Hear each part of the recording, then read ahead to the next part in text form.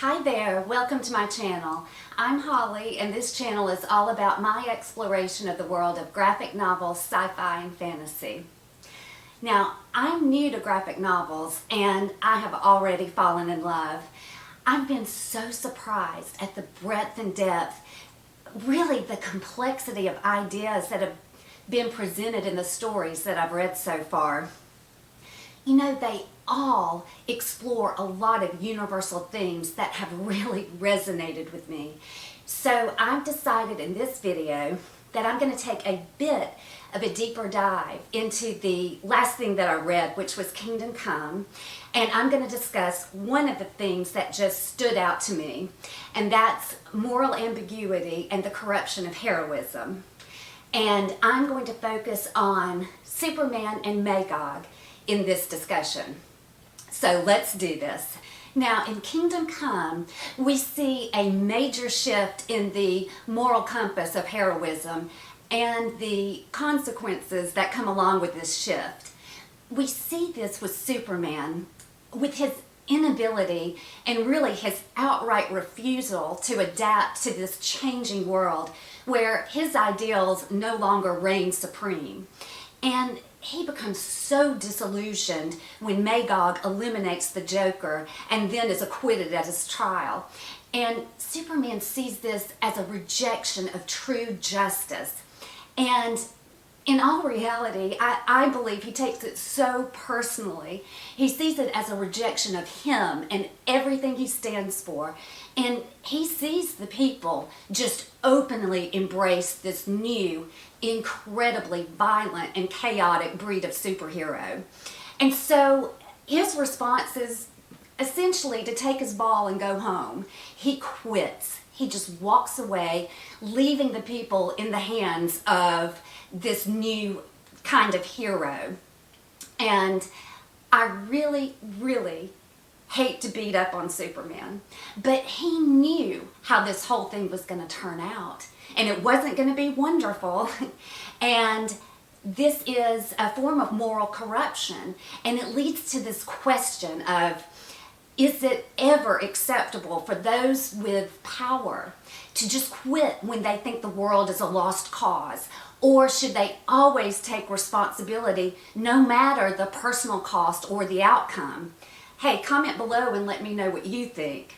So when Superman comes out of retirement, so to speak, it's not as this hopeful, heroic figure that we all know, love, and admire. He returns as an authoritarian, and he's very willing to use force on the people to restore order and maintain control.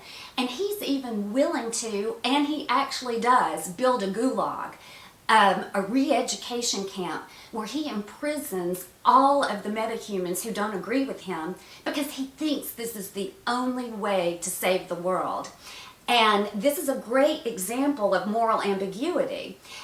Even though Superman believes he's doing the right thing, it's his methods that completely undermine the very principles that he used to uphold. You know, things like freedom and self-determination, the ideals that made him, or once made him, the symbol of hope.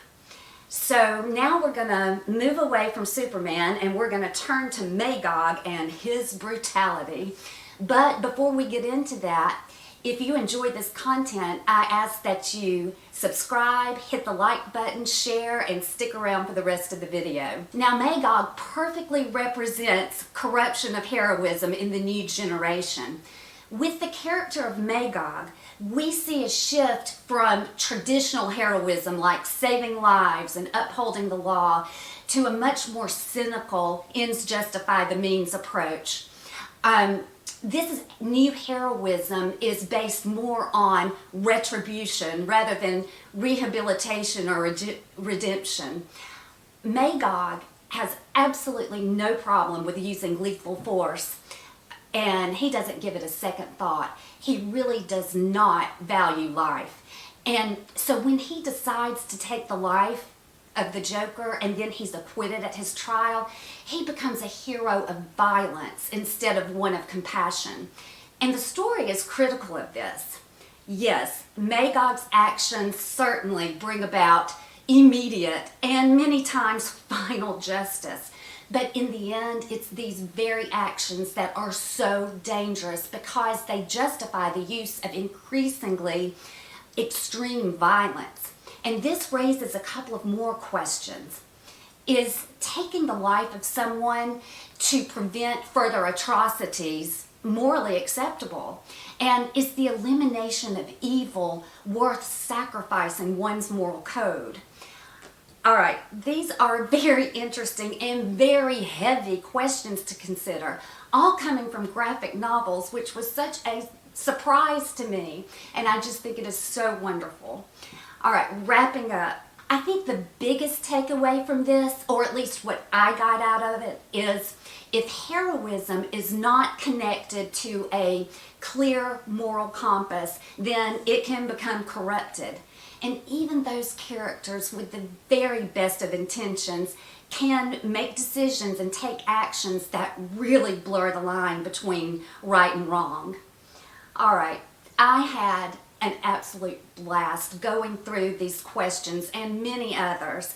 And what I really appreciate is that the story doesn't answer most of them. It leaves them unanswered and leaves it to the reader to grapple with these ideas and reach their own conclusions. Now, I plan to do many more of this type of video because I enjoyed it so much. And I really hope you enjoyed this one. All right, I'm out of here, but please stay tuned. I'll be right back.